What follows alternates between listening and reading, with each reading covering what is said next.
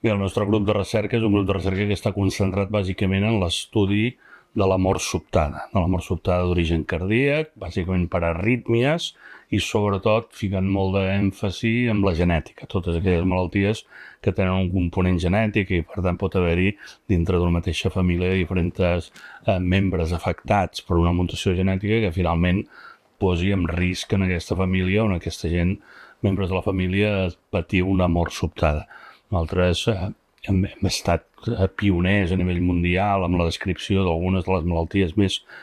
comuns o més conegudes avui en dia d'origen genètic, que la síndrome de Brugada, el síndrome del cutè curt, són malalties que s'han descrit a partir de la nostra gent, del nostre grup, i que avui en dia estan reconegudes a tot el món com a malalties d'origen genètic i que cal identificar i tractar. Nosaltres ens dediquem sobretot a valorar el risc que tenen aquesta gent. Els nostres estudis van amb com estratifiquem el risc. El fet que tinguis una malaltia genètica no significa que t'hagis de morir, però sí que n'hi ha alguns d'aquests pacients que tindran risc de mort sobtada i per tant nosaltres fem tots els estudis per veure com estratifiquem el risc i com pacients els classifiquem de baix risc o d'alt risc i en funció d'això els tractem. Aquesta és una